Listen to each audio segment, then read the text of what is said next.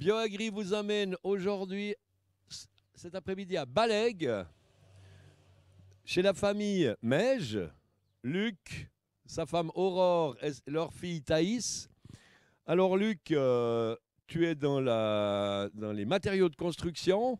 Donc il faut savoir que les paysans, bah, ils travaillent dans leurs champs, etc. Mais ils rentrent à la maison. Ils ont aussi des maisons pour les animaux. Et puis la construction, l'habitat et les matériaux qu'on doit utiliser peuvent être écologiques. Ça se fait aussi très très bien. Et c'est quelque chose qui doit être développé beaucoup plus parce qu'il n'y a pas que les paysans qui doivent faire un effort, mais aussi la construction qui a beaucoup beaucoup de progrès à faire dans l'écologie. Et c'est pour ça que je passe la parole à Luc qui va nous expliquer un petit peu ce qu'il fait. Salut Franck, merci d'être venu. Alors moi je suis Luc Meige de Meige Matériaux à Pompaple. Ça fait 12 ans que ma femme et moi on a un magasin d'éco-construction. Et puis on vend des peintures, des crépis, des isolants naturels. On fait des conseils sur chantier, tout ce qu'il faut. Voilà. Alors tu nous as donné rendez-vous d'abord ici, on va rentrer chez toi après. Tu voulais me montrer déjà une première chose qui est intéressante, qui est assez unique pour le moment, mais qui pourrait être développée parce que c'est super simple, c'est du métal et du liège. Oui, en effet, c'est une barrière pour les bruits, une barrière phonique en liège. C'est du liège qu'on appelle liège façade qui est fait pour rester à l'extérieur. Il est pressé à haute densité. C'est un produit qui est 100% naturel, il n'y a aucune colle, rien. Le lion, c'est la lignine du bois. Il est chauffé à 300 degrés avec de la vapeur d'eau. Quand il refroidit, ça colle, c'est fini. Donc comme vous pouvez le voir, c'est... Ah ben non, on peut pas le voir. Comme vous pouvez le voir, c'est assez solide et ça a vraiment comment dire, la forme repousse le bruit, ça marche très bien. Les barres, c'est du métal, donc ça rouille et puis c'est fini. Maintenant, il y a 8 mm, donc on a une petite marge avant que ça soit rouillé. Ça va tenir un bon moment. Et ça, on a fait nous-mêmes des maisons isolées comme ça, où le liège reste apparent. On a la première qui a été faite sur Vevey, à Saint-Légier, et on en a une deuxième qui commence cet été en Valais. Super, et puis en plus c'est un matériau, ben, si le jour où il faudra les changer, il n'y a qu'à enlever et remettre des neuves et c'est bon. C'est ça, oui, oui. Vraiment, c'est que du bois. C'est de l'écorce du chêne liège portugais. Donc totalement recyclable. Chêne vert, portugais, oui, on essaye d'être local, mais le chêne vert, le chêne liège, je veux dire, ne pousse pas vraiment chez nous actuellement. Ça va venir avec le réchauffement, donc ce sera un futur de nouveaux produits qu'on pourra faire en Suisse. Mais en attendant, il faut utiliser aussi les déchets de tous les bouchons des bouteilles, puisque le liège au Portugal, ben, c'est une grosse production pour les bouchons. Et il y a souvent beaucoup de déchets. Ils font des sacs, ils font des vêtements, des chaussures. Et on peut faire aussi des parois isolantes. On va aller voir à l'intérieur. Volontiers. Entrez. Attention.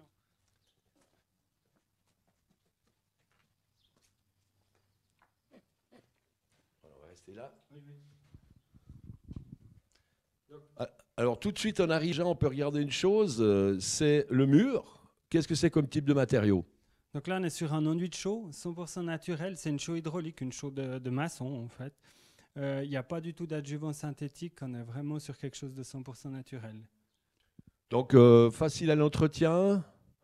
On voit qu'il y a des petites paillettes qui brillent un petit peu, donc on peut donner aussi des effets, je vois. C'est très doux, agréable. Oui, tout à fait. Ça, on a mis pour l'effet esthétique. On aime bien ce côté un petit peu brillant comme ça. Ça amène un peu de lumière dans ce grand corridor.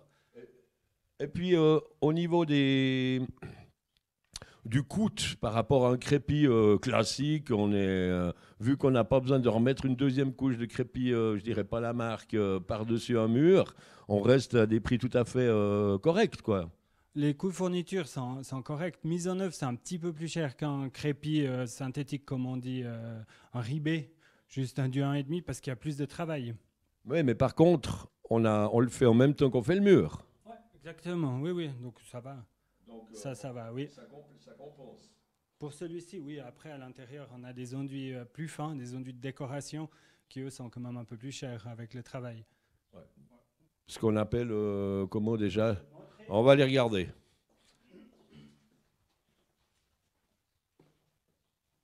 Allume quand même, allume quand même. Ouais, ouais, ouais. Ouais, ouais, il me semble. Donc, je peux parler? Ouais, ouais. Là, on a vraiment un enduit très fin, un enduit de chaux grasse. C'est donc une chaux qui est éteinte avec plus d'eau. La chaux, il faut savoir, c'est un caillou de calcaire, comme on a dans tout le Jura, qui est cuit à 1200 degrés pendant 2 jours et qu'après, on doit éteindre. Et cette extinction, elle peut se faire ou bien avec un tout petit peu d'eau, ça fait la chaux en sac, comme vous avez vu à l'entrée, qui est une chaux un peu plus vulgaire, ou là, des chaux vraiment plus nobles qui sont éteintes avec beaucoup d'eau. Et elles sont beaucoup plus faciles à appliquer, puis elles ont un meilleur rendu. On voit que là, on a quelque chose de beaucoup plus fin, de beaucoup plus... de mieux fini, vraiment qui donne des effets de couleur. Ça, je ne sais pas si on voit à la caméra, mais... Tu t'as dit fliquer, ça veut dire quoi fliquer? Parce que J'ai pas dit fliquer. t'as dit quoi? C'est plus dans la transformation quand il y a beaucoup d'eau avec. Éteint. Ouais, d'accord. En fait, la chose, c'est vraiment ce caillou, quand il est surcuit, il perd son CO2. Le caillou de calcaire, il est déshydraté. Donc, il a un CO2 qui part dans l'air. C'est aussi le même cas pour les ciments. La différence avec la chaux et le ciment, c'est que la chaux, elle réabsorbe son CO2 à la cuisson. Donc, on est neutre en CO2 sur les chaux comme ça. D'accord, donc ça c'est un. C'est un avantage écologique entre la chaux et le ciment. Et puis, à l'extinction, justement, quand on veut mettre l'eau sur ce caillou pour qu'il explose et puis qu'il ne soit plus du calcaire, mais de la chaux, on peut mettre plus ou moins d'eau. Et plus il y a d'eau, plus ça fait un enduit pâteux, on appelle ça un enduit de chaux grasse, qui devient vraiment très très agréable à travailler, c'est bien meilleur. Ça, on peut voir aussi dans les toilettes. Si on arrive avec la caméra, je vais vous montrer, là c'est un enduit vraiment aussi fini avec le savon noir cette fois. Je ne sais pas si vous pouvez venir. C'est là, vous avez plus besoin de faire pipi, c'est bon. Ouais. Voilà. Alors, on arrive dans la salle de bain. Toi, tu vas nous expliquer ça tranquillement. Oui, pardon. Alors, vas-y. Donc ça, c'est vraiment le plus fin qu'on peut faire avec cette fameuse chaux grasse, comme je viens d'expliquer. Puis là, on vient le serrer avec une spatule en acier souple et de l'eau savonneuse. Ça, on appelle des marmorinos ou des stucs de chaux. Ça a des noms un peu par région. Au Maroc, ils appellent ça l'état des lacs. C'est des façons de faire qui rendent la chaux qui est déperlante. Ça, je peux vous montrer. Je ne sais pas si on voit avec la caméra. Donc, des perlantes hydrofuges. Voilà, je vais montrer là, monsieur, je vais gicler un petit peu. Vous verrez, ça déperle, tu vois. L'eau, elle n'est pas absorbée et puis ça permet de faire des locales d'eau. Il y en a qui essayent de faire les douches. Moi, j'ai un petit peu peur dans les douches à cause des anticalcaires. Quand on nettoie, ça abîme. Alors, le problème, c'est les produits de nettoyage après qu'on utilise pour soi-même. C'est là qu'on se rend compte qu'il faut choisir ses produits, ses savons, parce que quand on voit les résultats que ça fait contre les murs, eh ben, Il y a eu un cas où j'avais fait avec un client toute une douche, justement, tout joli. Et il a eu une jeune fille au père qui avait des démêlons pour les cheveux. Elle s'est juste couée la tête dans la douche, ça a tout bousillé les crépis. alors super, bravo pour les cheveux. C'est super intéressant quand même ces produits hydrofuges. Il y a quelles autres applications justement qu'on peut avoir Ça, c'est vraiment une question de décoration. Et puis dans les salles d'eau, ça se prête vraiment bien. Dans tout ce qui est salle d'eau, s'il y a beaucoup de vapeur, comme ça pose pas de problème. Ouais, les zones de vapeur. Salle d'eau, c'est très bien. Moi, j'hésite derrière. On me demande souvent pour les crédences de cuisine. Ça, faut se méfier parce que ça résiste pas à l'huile. Donc, si vous avez les huiles de friture ou comme ça qui partent dedans, ça va marquer. C'est pas joli. Dans les crédences de cuisine, nous, on reste encore assez pour le carrelage. Donc pas les corps gras, l'eau, pas de problème. Donc un hammam. Hammam, ça irait, bien sûr. Oui, oui. Au Maroc, ils font les hammams comme ça, ouais. D'accord. Oui. Donc les Romains, le stuc romain, c'est... Cette technique, elle a été inventée pour les aqueducs. C'est les Romains vraiment qui ont inventé. Ils travaillaient mieux la chaux que personne. Ils ont inventé ça pour lisser le fond des aqueducs, pour amener l'eau, et puis pas que le sable s'accumule le moins possible. Donc c'est eux qui ont inventé cette histoire de chaux et de savon noir. Donc c'est une histoire de plus de 2000 ans. Ouais, la chaux, ça a plus de 2000 ans, oui. Oui, ouais, je pense que c'est un truc de fou. Qu'est-ce qu'il y a d'autre de cette salle de bain encore qu'on peut regarder? Bon, on a la pierre au sol, forcément, c'est un matériau noble et naturel. Voilà, donc de la pierre, et puis de la pierre qui a été en fait concassée, travaillée et qui est cuite. Ouais, c'est sans fin. Et c'est un cercle vertueux, la chaux. Du moment qu'elle n'est pas adjuvée d'acryl ou comme ça, comme ils font dans les enduits modernes, elle va refondre si on la mettait dehors, pour dire elle va se rediluer dans l'eau après les animaux marins, entre guillemets, parce que quand même le Jura c'est un fond marin, ils vont reprendre ces particules, refaire du calcaire, et voilà. C'est sans fin. Ouais, c'est ça. Le calcaire, c'est les os des petits poissons, des krill, des coquillages, de tout ça. C'est ça. Extraordinaire. Je te laisse aller nous montrer un autre lieu. Peinture, je voulais vous montrer la peinture à l'huile de lin, à la résine de colophane. Ça, on va voir ce plafond et ces boiseries là.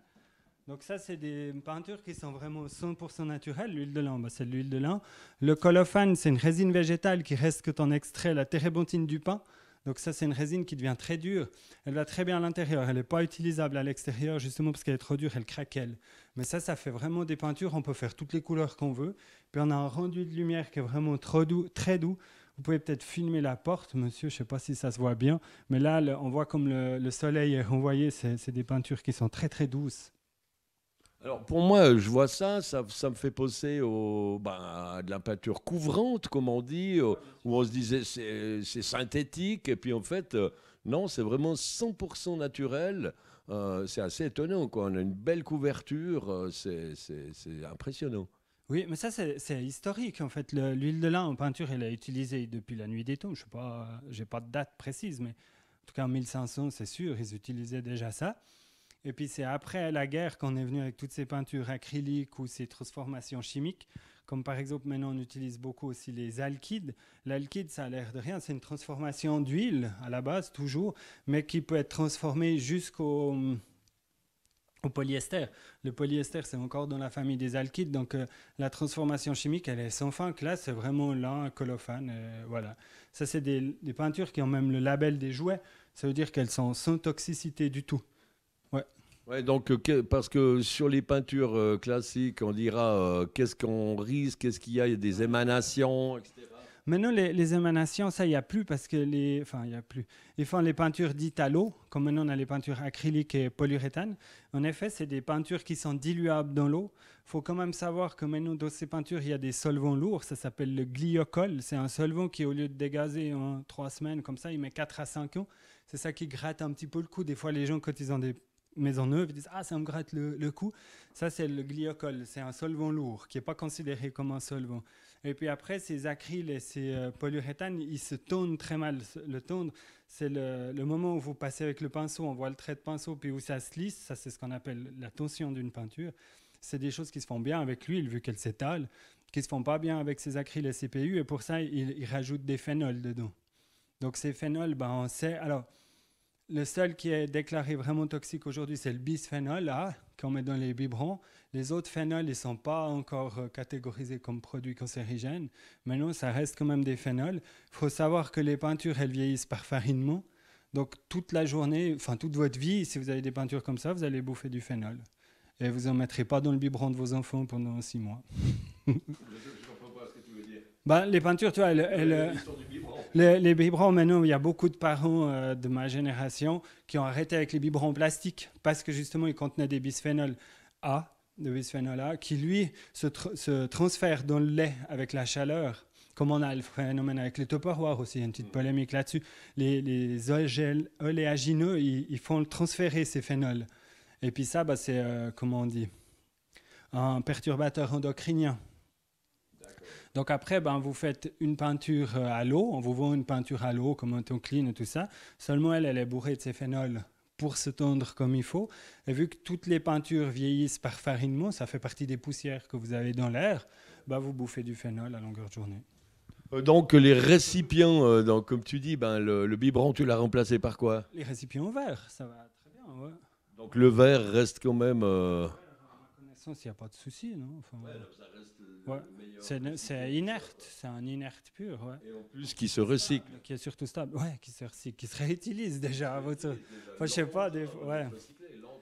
Ça, c'est le recyclage du verre, c'est un peu bête, parce que c'est, comment dire, c'est pas notre sujet, mais c'est que pour l'hygiène, c'est de l'hygiénisme pur. Parce qu'avant, ils nous rechargeaient les bouteilles de Sinalco, tu te rappelles, ils les lavaient, ils les rechargeaient, c'était goal. Maintenant, il faut les recycler, bon, je sais pas. Ouais, ça irait très bien de les relaver comme dans le temps, et puis voilà. Ouais, ça va, je pense ça. Donc on augmente les normes d'hygiène des fois pour peut-être vendre du plastique, on dira rien. On va aller voir en haut, on a fait toute la maison en argile, enfin tout le haut de la maison en argile. Juste avant, je vois qu'on va... Ah, ça c'est les sols. C'est les carreaux de ciment. Alors voilà, tu nous en dis peut-être devant. Ça, c'est écologiquement, j'en sais rien. C'est des carreaux qui sont pas cuits, c'est juste des carreaux de ciment. C'est un effet. C'est des carreaux qui sont très anciens. On voyait ça vraiment dans les anciennes fermes. Ça, c'est un designer italien qui a refait des milliers de modèles différents. Puis ouais, c'est des manières ancestrales de faire du carreau. En fait, c'est fait par compression. C'est pas fait par cuisson. Donc, on économise de nouveau de l'énergie de cuisson. Exactement. Donc, c'est des carreaux pressés, Oui, en puis là, fait. on a traité juste avec du savon. Vraiment, ouais. On a mis juste une couche de savon noir dessus. Et puis après, on renouvelle quand on panosse, enfin quand on récure, on fait toujours au savon noir. Et puis ça renouvelle, ça marche bien. Ouais, c'est magnifique. Du coup, il n'y a pas de traitement non plus, il n'y a pas de traitement chimique dessus. Ouais. Mhm. Alors, on va aller voir la suite. Ouais.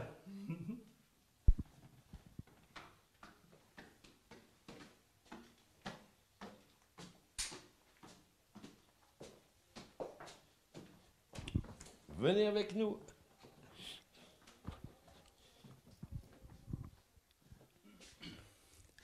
Voilà, donc là, tout l'étage, il est fait avec l'argile. Pour moi, ça a été le plus gros choc. En fait, moi, je suis maçon de métier. Puis j'étais dans les grandes entreprises à faire des mètres cubes de béton. Quand on m'a dit tu peux travailler en argile, je n'arrivais pas à croire. Là, pour essayer, on a fait un mur en torchis. Donc, on ne voit plus, mais j'ai pris des photos. J'aimerais vous... Le mur, qu'on le voit. Voilà. Donc, on a été sur Yvonneau, là, avec un vanier. On était coupé du saule qu'on a tressé entre des carrelets qu'on avait taillé en hexagone. On a tressé, puis après on a remis du torchis par-dessus. Je m'excuse, le torchis. Terre et paille, pardon. Donc c'est quel type de terre comme Pité qui va suivre après dans l'émission, on peut utiliser carrément la terre d'excavation de sa propre maison pour pouvoir l'utiliser dans la construction. Oui, on peut, mais c'est pas aussi simple que ça. Mais oui, on peut, puis Pité, il y arrive super bien. Mais là, elle est quand même calibrée. Ça veut dire qu'il y a une granulométrie qui est respectée. Donc il faudrait... Pardon. Il faudrait trier sur le chantier. Oui, il faudrait tamiser la terre et puis lui rajouter plus ou moins d'argile selon l'argile que vous avez. Parce que le liant de la terre, c'est l'argile. L'argile, c'est des plaquettes qui se collent les unes sur les autres en séchant, puis ça tient juste ce qu'il faut. Et puis là, on met de la paille dedans pour pas que ça fissure. Alors moi, ce qui m'étonne, c'est que je regarde ta photo et puis il me semble que le sol, il est vert là. Ouais, donc, il est vert, ouais, pour qu'il soit souple, tu vois. Oui, mais après, tu l'as laissé sécher avant de crépir ou bien il a séché On avait les pousses. On avait des pousses de saule, on a dû couper. Ah ouais, donc ton tressage là sur ce mur s'est mis à pousser, il y avait des branches avec des feuilles, quoi. Mais ça commençait à pousser. Et donc, en crépissant, ce que je me demande, c'est... le bois, comme il sèche, quand il sèche, il va se rétracter, on est d'accord. Puis il n'y a pas eu d'effet, c'est ça qui est intéressant. Peut-être que ça aurait été problématique l'inverse, parce qu'en amenant l'autre ton giclage, tu aurais fait regonfler le bois, puis ça aurait peut-être repoussé. Peut-être, oui. Je sais pas. Nous, on a fait comme ça a été, mais j'ai pas plus d'expérience que toi. Ah ben moi, ça me paraît super intéressant de savoir que tu as travaillé avec du bois vert. Ouais, c'était... sinon, tu n'arrives pas à le tresser, il pète. Tu n'as pas le choix, quoi. Mais ça, c'est les néolithiques qui construisaient comme ça.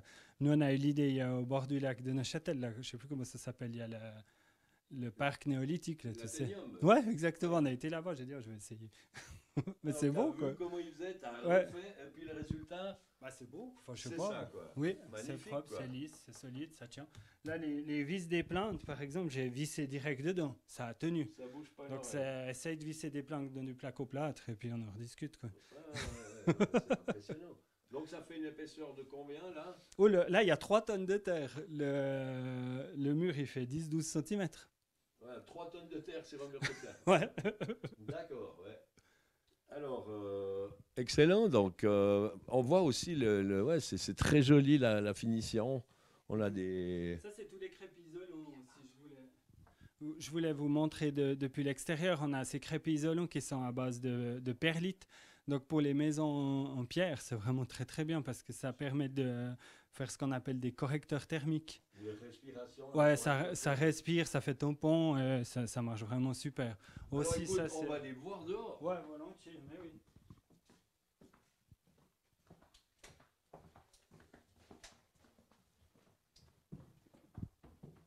Voilà. Donc, attention la tête. Voilà.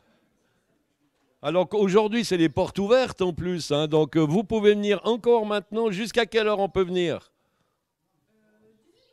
Jusqu'à 18 h, vous pouvez venir déguster aussi les vins de Château-l'Évêque. Leurs amis qui sont ici présents et qui vous accueillent tout cet après-midi. À tout à l'heure. Alors, venez avec moi voir ce crépi extérieur.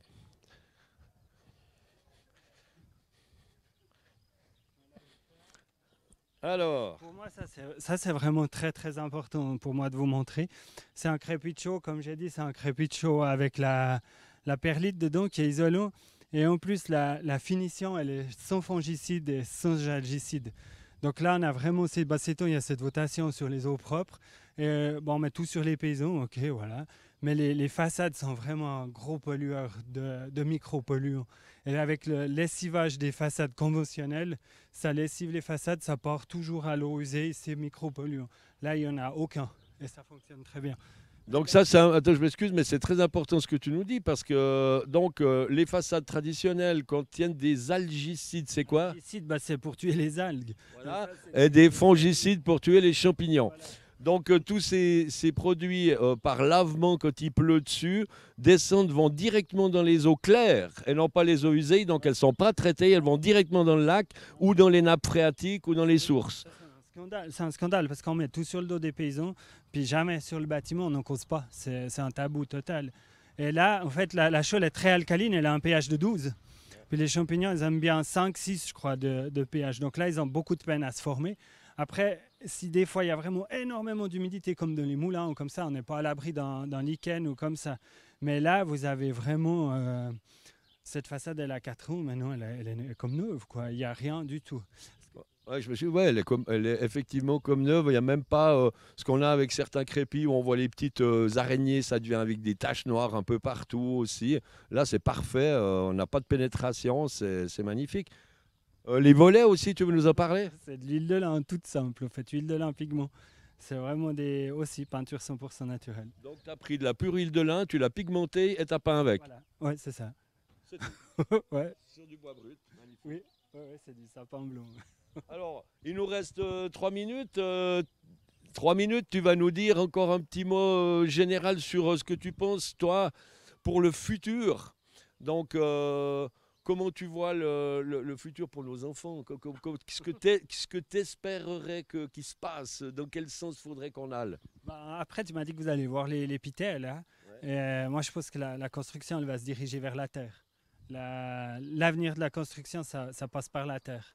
Et puis pour C'est, la planète, et puis les enfants de Je sais toute la pas, planète. je sais pas. Bonne chose. Oh, allez, un peu de positif. On verra, on verra. Bah, j'espère qu'on change, quoi. Il y a des changements à faire maintenant. On a plus le temps. Enfin, ça fait 15 ans qu'on nous dit qu'on n'a plus le temps. Et espérons qu'on change. Un peu moins de fongicides dans les façades, quoi. Ouais, mais c'est important de rappeler qu'il n'y a pas que l'agriculture, il y a aussi le bâtiment, la construction, il y a l'industrie, il y a tout, tout le monde doit faire un effort. Comme le disait François de Coulan tout à l'heure quand on était chez lui, il faut tous s'y mettre. Et puis le bâtiment a un gros job à faire aussi, ça c'est clair. Et c'est intéressant de pouvoir réutiliser la terre sur le chantier directement. Ça c'est un truc extraordinaire qu'on va voir après avec la famille Pittet.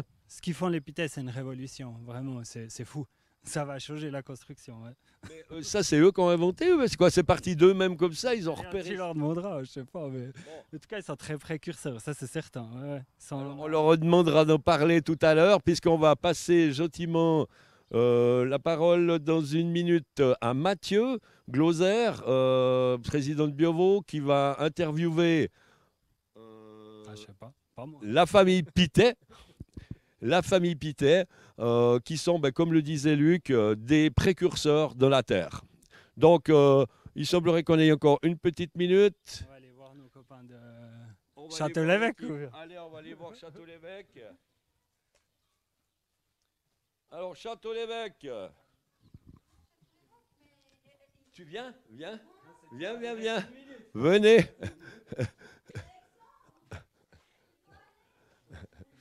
Non, mais...